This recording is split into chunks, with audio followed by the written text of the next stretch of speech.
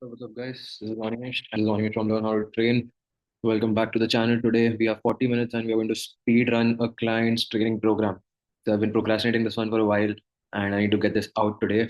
So I thought, let's gamify this whole process and shoot it, get it done within the confines and the constraints of this fucking 40-minute time limit that I have on my free Zoom session. So we're going to speed run this program. I'm going to share my screen with you and show you guys how this is done. Now, keep in mind, this is not something that you can do with anyone, especially for yourself. Two things to keep in mind here is number one, I have a lot of fucking reps, years and years of reps of doing this. So it's easy for me to do. Second thing is with this particular client, I have like um 3 years of history with them. So I've been training this person for 3 years and I know what to do, kind of the template to use and all that. So the imperatives are very clear. We want to program something that I've gotten from the client. We want to program 3 training days. So I have a template for this that I usually use that we will get into. So we want a lot of mobility and capacity work around the spine. So this particular person has been dealing with since we started training like 3 years ago. This person has been dealing with a lot of spine issues. That's something that we're working on. We've been working on for a while. So that's what they want to work on going forward. So 3 training days, a lot of mobility capacity work around the spine, and obviously goes without saying that all the muscle building and all that stuff, increase in strength, muscle building, and all that shit just happens on its own if you're eating correct and if the loading for the 3 days are correct. So let me. I'm not going to I'm just going to make this program on an empty sheet and then copy paste it to the client's program later on because I obviously don't want to disclose any sort of private information. But let's get into it right away. So the usually what I do for a 3 day split is something that I got from a couple of guys that used to run this organization called Compound Performance a few years ago, like 4 or 5 years ago, back in the pandemic days. I found this template from them. I attended one of their seminars and they gave me this template. So essentially, what you do is you have 3 days of training. So 2 and day 3. So this is very interesting because how they do their programming gives you a really nice spread of everything that needs to be done throughout the week within these 3 days. So they essentially start off with 2 variations of squats. And hear me out. You want to see how all of this works out, okay? So we have one pull and then we have one hinge.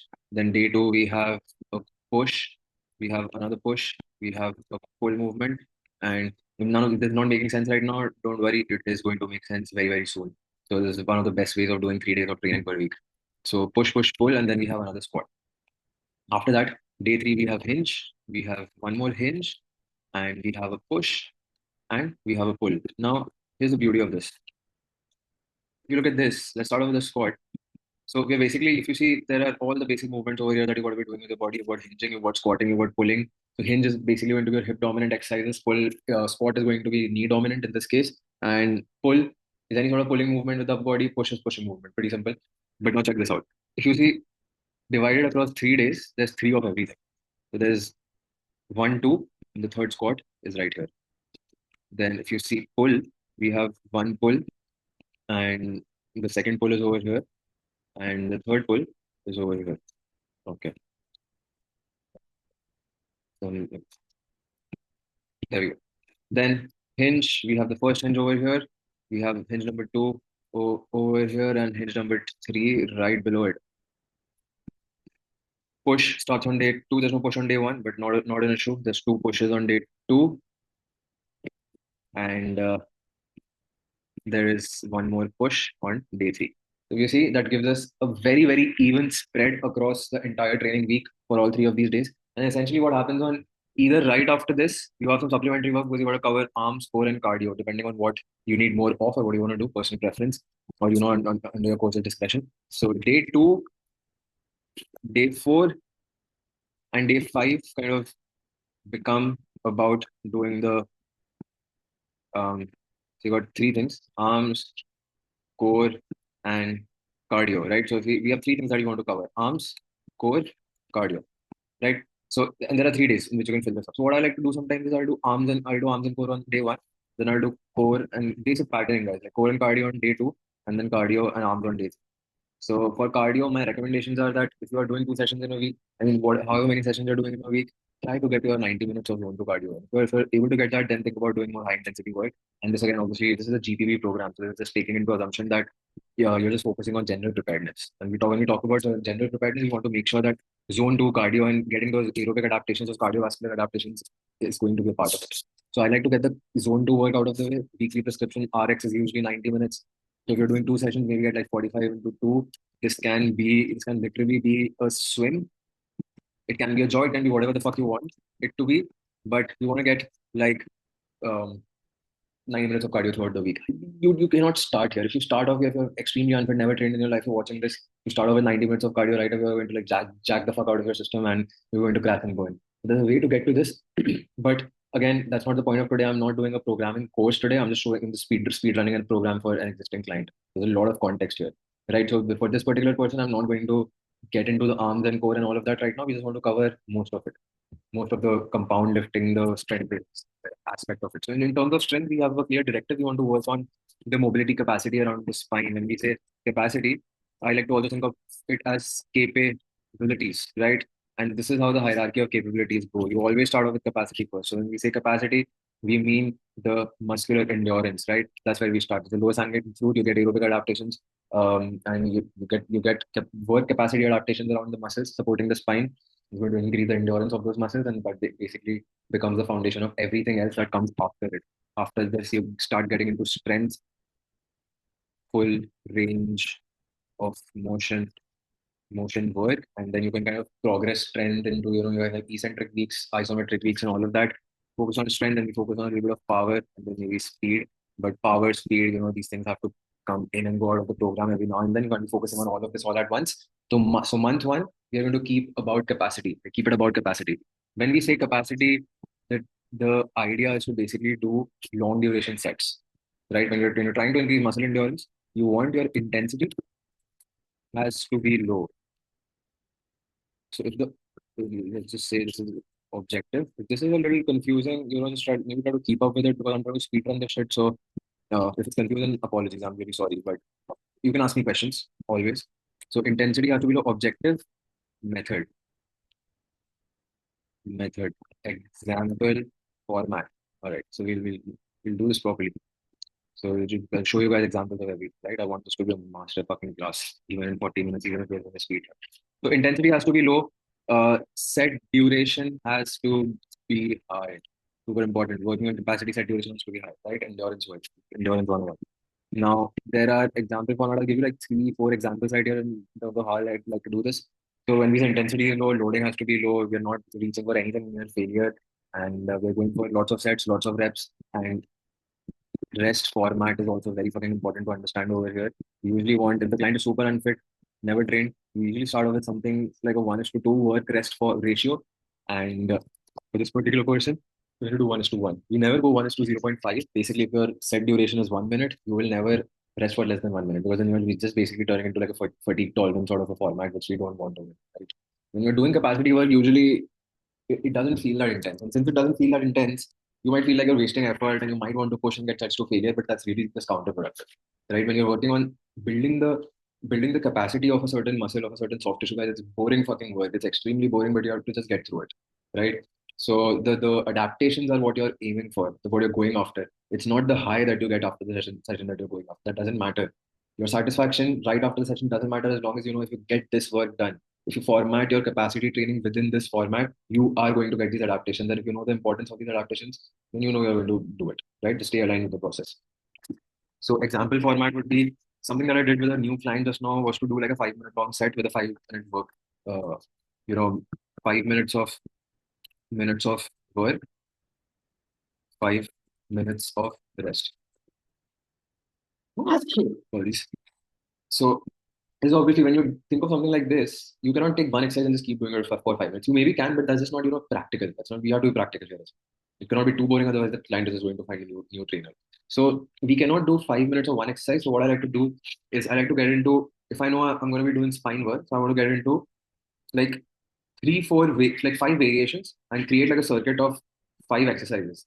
So I maybe can get into exercise one and exercise two, and then you got three, four, five. So we want to select like 5 exercises for the spine, and then create a set out of that. So basically, do exercise one, then one for 1 minute, exercise two for 1 minute, exercise two for 1 minute, three for 1 minute, 4 for 1 minute, 5 for 1 minute, and then you take a 5 minute break, and then you repeat everything again, right? So that's basically how you want to be doing this. Now let's see how all of this fits into our formatting for the week.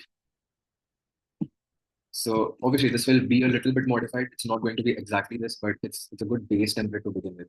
Now we are going to basically take some exercises and start fitting into all of this. So our goal is to do work around the spine, right?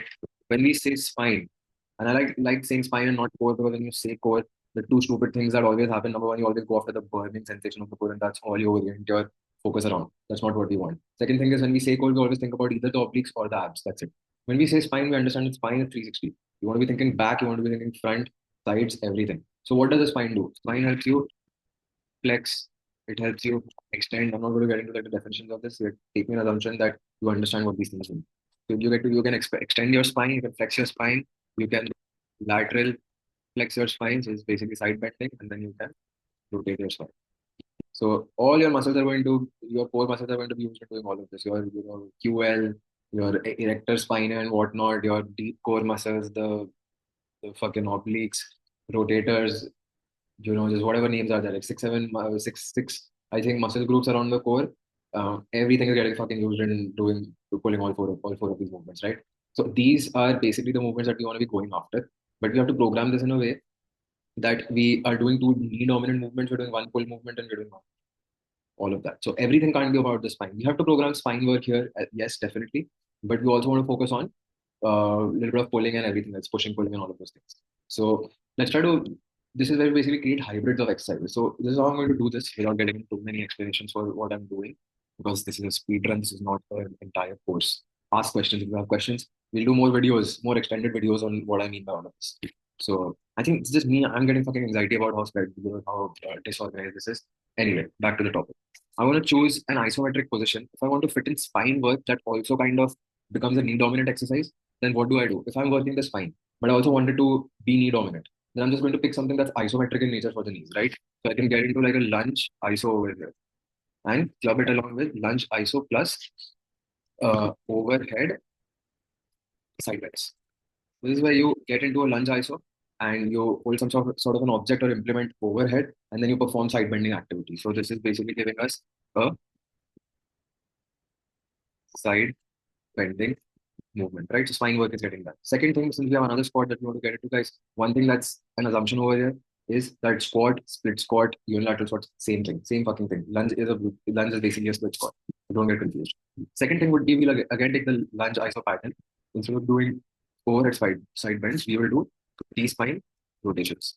So this is where you are holding the implement in front of yourself and you're rotating side to side. So you're getting side bending. This was a lateral flexion drill, and in the T spine rotations, you're getting spine rotation as well. Two things are getting covered, right? QL obliques sorted out. And then we have a pulling movement, right? So for pulling movement, we can get into something like, mm, you know, a bent over barbell row. But usually what happens is whenever people have lower back issues and you make them do a bilateral movement, whenever we have lower back issues, they can usually be diagnosed down to some sort of tightness around the hip, which is always going to be asymmetrical. Even if it is a spine thing, it's usually going to be asymmetrical, right? It's either a little bit on the right or the left side of the body. So whenever that happens and you make that person do a bilateral movement where they have to now orient their body around the center axis, and because of the asymmetries and the aches and pains and the pathologies that they have, right, it it it, it turns painful because they start compensating. One side is weak, one side is strong, one side is injured, and whatnot. And you're doing a bilateral movement that requires symmetry. It requires you to be oriented around the center axis. It turns into a problem. That's why whenever we are facing spine issues, I like to pick contralateral, ipsilateral, unilateral movement. Right? Focus on one side at once. So we take out the bent over barbell row and we turn this into a bent over staggered stance, contralateral dumbbell row. Sounds too confusing. This is maybe on the wrong channel, right? What we're focusing on here is GPP. So when you focus on GPP, function matters, all of these things matter. It's not about if this sounds complicated to you, you're in the fucking wrong channel. Go watch, I don't know, beer biceps or something. So 2020 beer biceps. So bend over, staggered stance, contralateral dumbbell row is what we go for. You get into a staggered stance, you get into a hinged position, and you're doing contralateral row. So you get some nice rotation around the spine in a 90-degree hip flexion, and you're also getting rowing done. When we talk about hybrid movements that are hitting home, this is fucking it. This is fucking it right here. Right? So we are getting hinge work, we're getting pulling work in 90-degree hip flexion plus uh, rotation, spine rotation. Because it's contralateral, dumbbell only on one side. So as you go down in your row, you've got a whole lot of rotation going around the spine. Fucking amazing. So that's that. And then we have a hinge. When you're hinging, you're obviously getting spine work done. So you have to keep this one simple and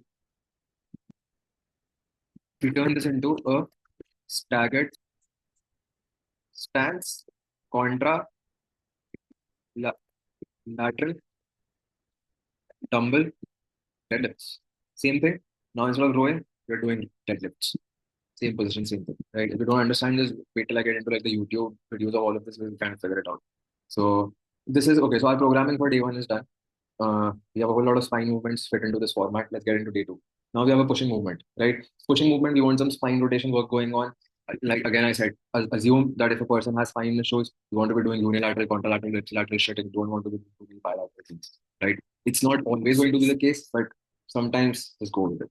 It's good to give the body what it wants instead of just tensing it the fuck up, right? There's time and place for tensing it the fuck up as well. You want to have those microcycles and cycles where you're going and just focusing on pure loading.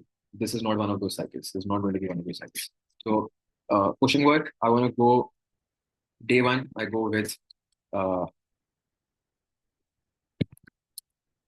half kneeling. Let's start from the ground. Keep things a little easy. Half kneeling, contra, lateral, landmine presses, right? And then we can get into, okay. Let's do, when you're doing half kneeling, let's do ipsilateral. It helps compress the working side obliques a little bit. I kind of like that. And then we can get into staggered stance, contra lateral, landmine presses. Whole lot of fucking presses in the same day, right? Pretty fucking good. I like this. So third thing here was for day three was we start off with a push, then you have a pull. You have a pulling movement over here. So over here we can get into some half half kneeling cable, half kneeling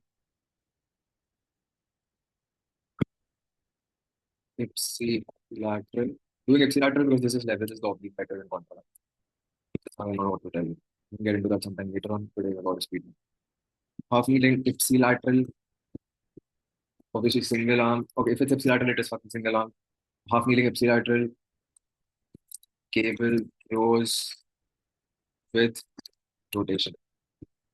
Guys, you gotta fucking pay respect to this person's training vocab because none of the shit I'm going to explain to them, they already know all of this. A lot of this is because they are also a trainer, they have a fucking gym that they're running out of, Bombay.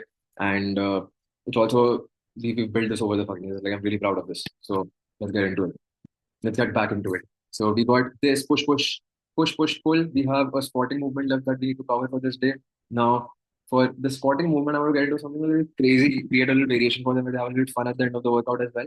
And we're going to turn this into so we want some rotational work going for the spine. There's a whole lot of rotational lateral flexion throughout the week, which is what I like. I love this. So we want to do more of that, right? So we can get into a reverse lunge plus and around the world med ball slam. How about that? Reverse lunge plus around the world. You know what I fucking blast with it. Around the world med ball slam.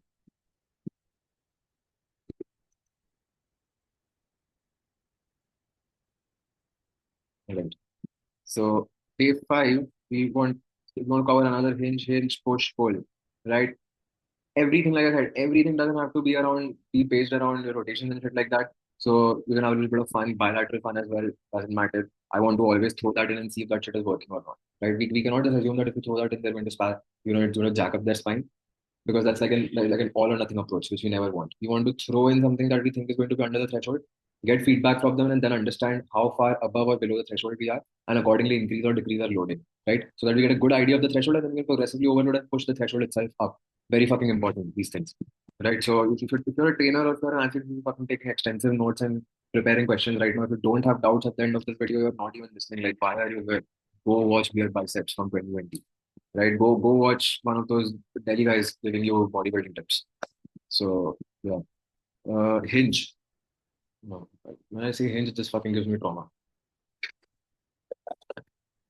All right, guys. Anyway, I think I want to put on my shades for this point. Why the fuck not?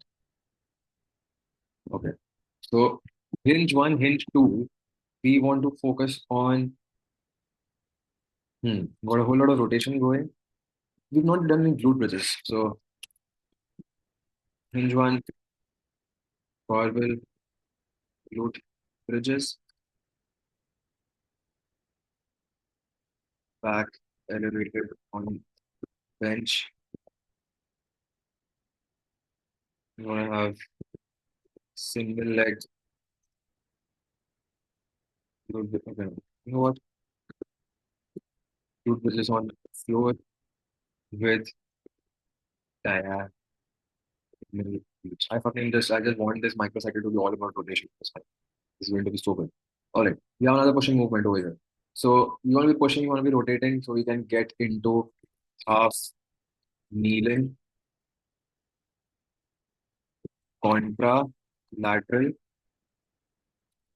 med ball, wall slams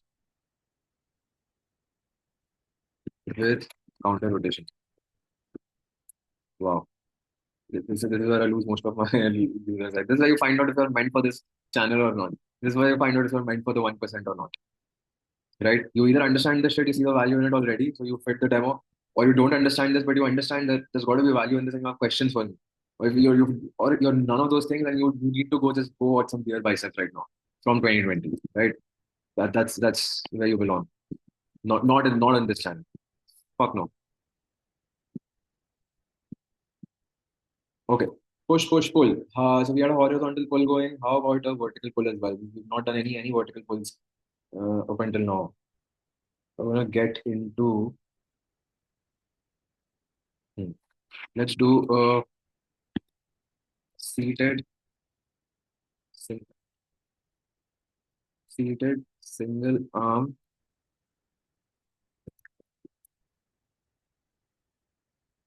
cable row, vertical cable row on against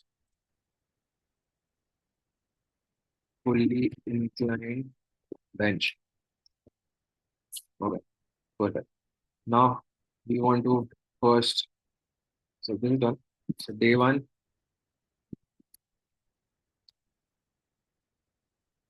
we got day two over here. We have just cleaning up the program now. Day three over here.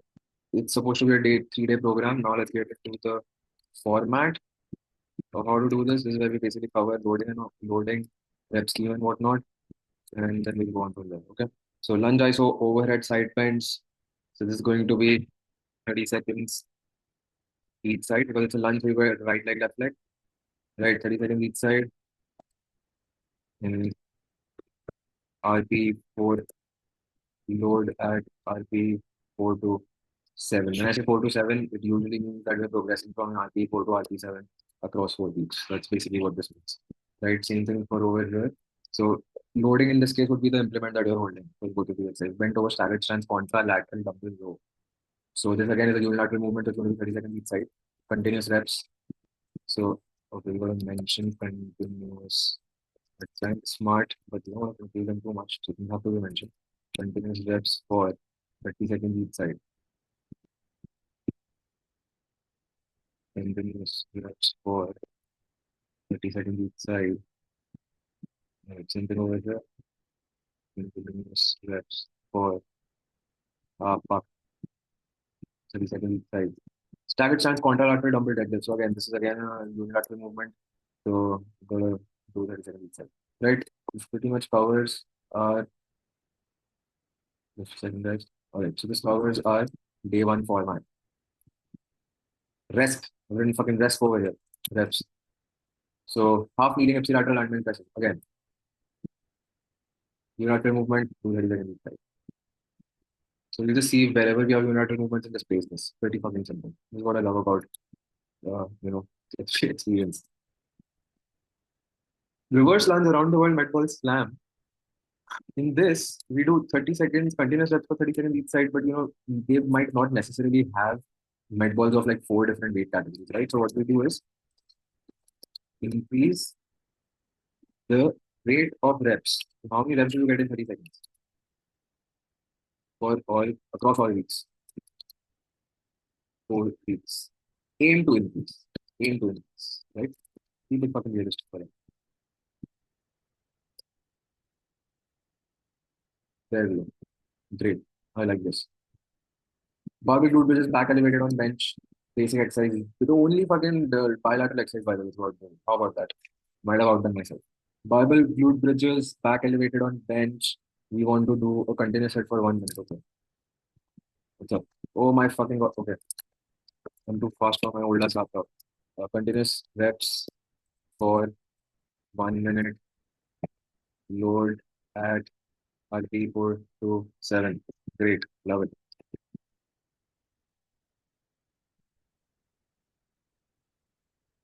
Glute bridges back on floor with diagonal reach. Continuous reps for 1 minute. This is a body weight movement, probably the only body weight movement of the entire week. There's no loading. How do we do progressive overloading across the week then? We take the same thing and we paste it over here. Whenever you have a body weight movement or somewhere where you cannot progress load, you can do a progressive overloading by we are obviously not increasing the time duration of the set because it's in a format of 4 exercises. What we can do is we can increase the rate at which the reps are doing across all 4 weeks, right? As long as it is in the zone to zone 3. We don't want to be jacking up the heart rate too much. We'll mention all of that later in the program.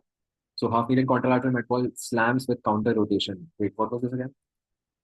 Half kneeling contralateral met ball slam with counter rotation. Okay. So again, in this, see, it's you can either increase the rate of reps, but that gets a little difficult to do because now you're slamming the ball on the wall and there's a bit where you need to pick up the ball again and do it again. So it really becomes about how fast you pick up the ball, which is not really adding anything to the capacity work. Adding anything to the capacity work, right? So we need to, okay, error. My mind is glitching on this one. Anyway, let's move on to the next one. We can always come back to this and see what we want to do about it. Single arm vertical cable row. So single arm is seated against the bench cable row. Pretty fucking simple. Continuous reps for 30 seconds each side and load at RP 4 to 7, 4, 5, 6, 7. So across 4 weeks, doing even using the load. What do you want to do about this? What do you want to do about this? Contract with network slams on the okay. Hmm. So this we can turn instead of doing it in a time-based format, like let's say if one slam takes anywhere about 3 seconds, that gives you 10 throws per arm. So you can do week one, which give some more specifications there. Week one, we can basically progress. I'm trying to figure out how to do the progressive overloading across 4 weeks, right? Because it's not feasible to do it on time in a time-based format because you cannot possibly account for how much time it takes you to pick up the ball and all of that, right? That's not adding anything to the exercise. And I also have to assume that they don't necessarily have like four different medicine balls that they can use for this one across all 4 weeks, right? And if the medicine ball is too heavy, again, that's just counterproductive. We do want the ball to be light. So we cannot be progressive overloading with the weight. We cannot be progressive overloading with the time duration. What do we have? We have reps. So we modify this a little bit. And but we still want it to kind of be 1 minute of work, 30 seconds each side. So we just try to think about how much time does one repetition take. So slamming the ball, picking the ball up, probably taking you like 3 seconds, right? Since this person has been training for a while, it's like on autopilot for them. It takes them 3 seconds. And so that gives you like 10 reps each side. So we start off from there. 10 reps each side. Week 2, 12 each side. Week 3, 15 each side. Here, week 4, 20 each side. I mean, that's like the point of no return. Your ROI is not really improving any further after that. So week 4, you can go 15 each side, increase ball rate. Just like nuances to progressive overloading. And if you're confident about your program, you can do things like this. So we kind of have the program leading up a little bit now.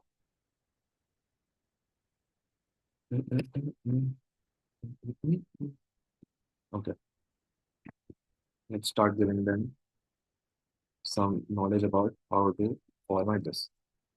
So this is going to be exercise,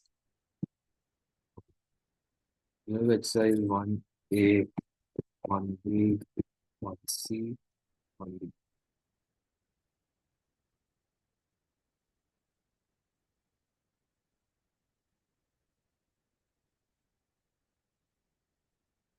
We take the same thing from there and copy it over here as well.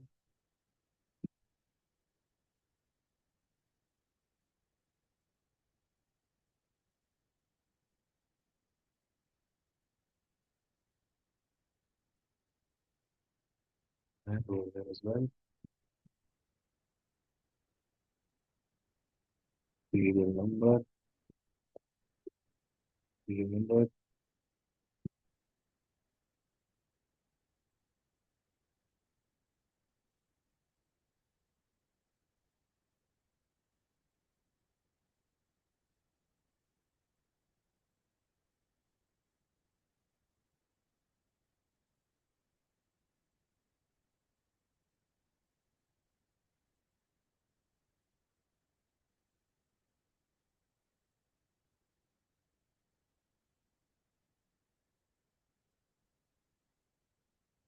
serial number. Just cleaning up the program. We're towards the end of it. Pretty much. Right? So we do 1A, 1B, 1C, 1D to indicate that this is all part of a circuit. So now we kind of specify it over here. We make like a notes column over here and specify this thing. Clean it up a little bit more. So we have some differentiation and understand which column belongs to which way. Basically, way two, way one. Yeah, this is even better. So over here we say perform all four exercises in given format as part of a continuous circuit with like say like with 10 15 seconds break between sets. That is just enough to set up the next exercise or take a small with a quick sip of water. You want to indicate that all of this shit is supposed to be done in a go. There's no breaks in between. 10 15 seconds is just to review preset. That's all. Something over here, something over there.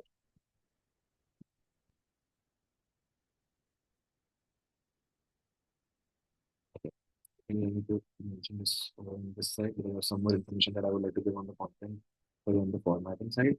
So this goes over here and this goes over here. All of this is done. On the formatting side, I would like to tell them that perform circuit 3 times for week one. Sorry, perform circuit 5 times. So loading and including, right? With 5 minutes break in each circuit.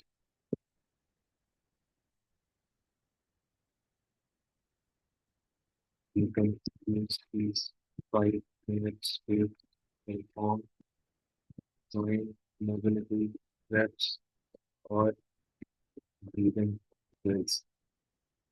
I'm going to do something in 5 minutes, otherwise you lose your mind and you feel like something is not right about the program.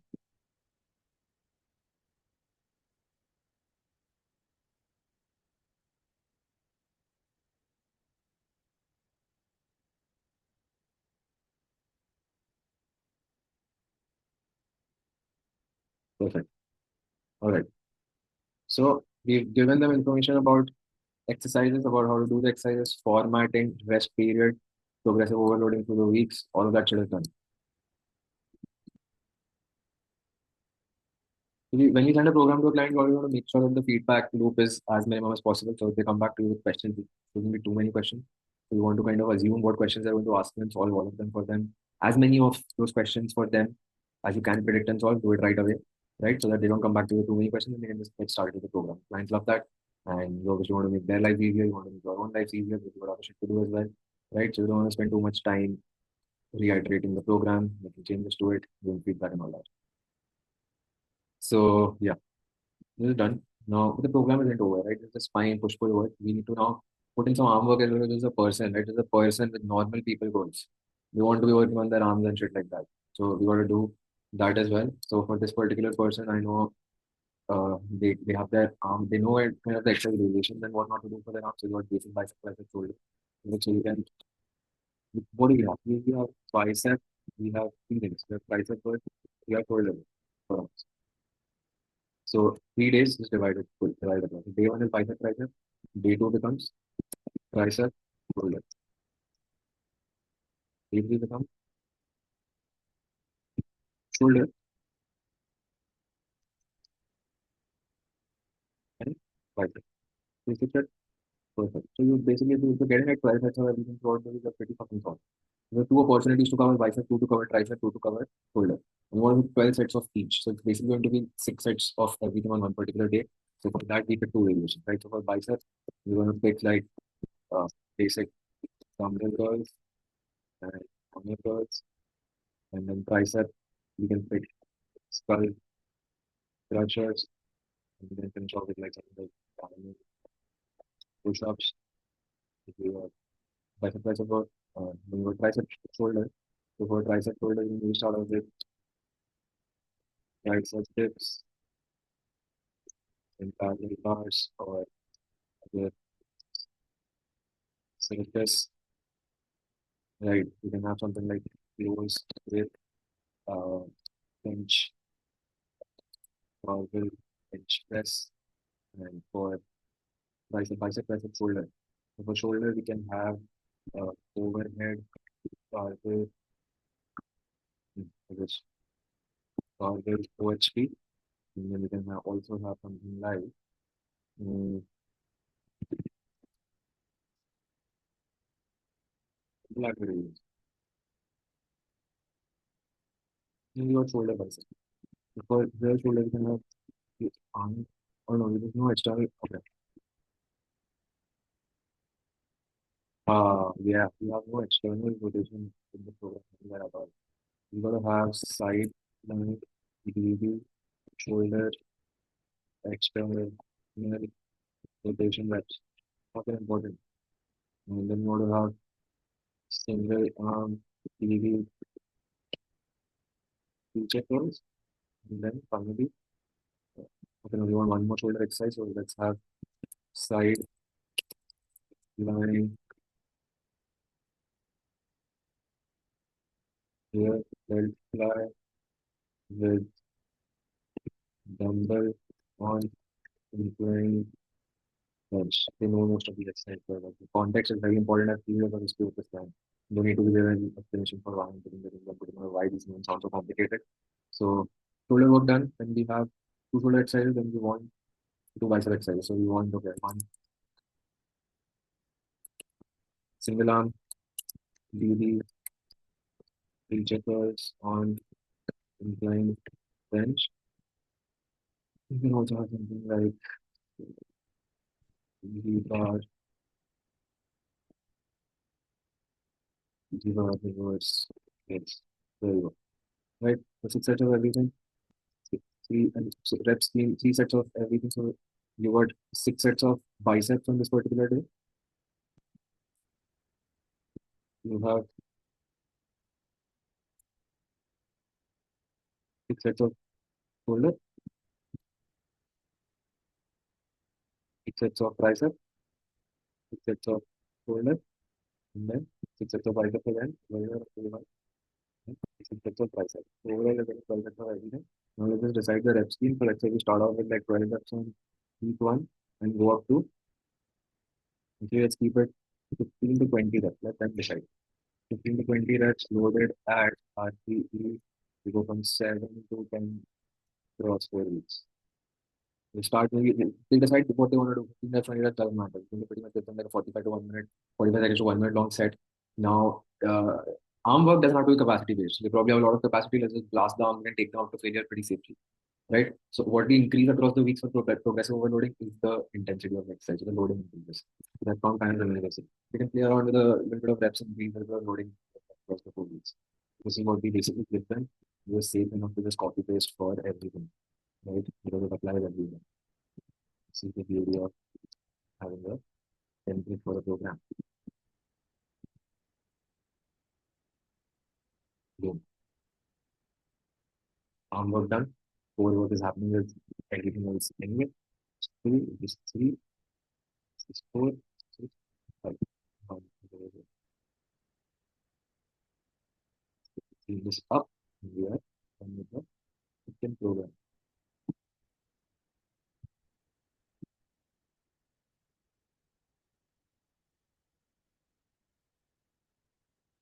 There we close all of this.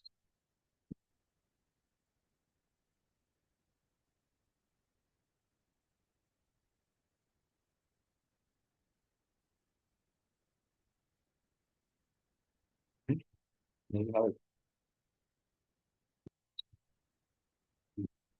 Two, three, four, five, six, three, four, five. And then we can look at this. There is a only program over here. These are the directives which we don't need anymore. So we can clear out all of this, make this a little shorter, and the program. All right, yes, perfect.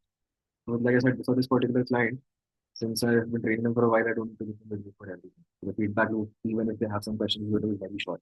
Basically, it's going to take me more time to attach videos to all of this than it's going to take me to just reply back to them for like if they have doubts for a particular exercise, I can just send them videos for that, right? So we're basically done with this. This is the program. I'm going to take this, copy paste it, and put it on their name sheet and just send it to them. And we can start our program tomorrow. So if you see, we're covering squats, push, pull, and your hinge, but we're making sure that spine work is like a theme for all of it, right? And then we're putting in some spraying and some arm work towards them. Now, this is basically covers, pretty much covers all that we need for the program for this particular microcycle, which is going to be 4 weeks long. And then we start creating changes. So, 4 weeks, 4 weeks, I think. Perfect. And yeah, that's about it for today. Quick speed run of a program. And I send them this, take feedback from them. I'm going to let you guys know how it goes for them. But if you guys have any questions, and I really hope you do, please ask them in comments. And I'm going to come back. I don't know what more to say, guys. I'm just going to go home, grab some dinner, and just go to sleep. After in the morning, have other shit to do. So if you guys like this, drop a like, comment, all of that. Have questions, please ask me. And I'm going to be back with some more programming content for you guys soon. And if all of this didn't make a lot of sense, completely all right. Sometimes it doesn't. But if you have questions, feel free to ask. Yeah, that's it from me for today. Okay. Now we just fuck around a little bit more, see what more design elements we can add to our fancy little Excel sheet. Okay, that's it, guys. All right, you can follow me on IG as well. I do some blog writing over there. Keep it, motivation for the folks, for the viewers. And uh, but yeah, this is the back end. This is all the real work that we have to do and send to clients.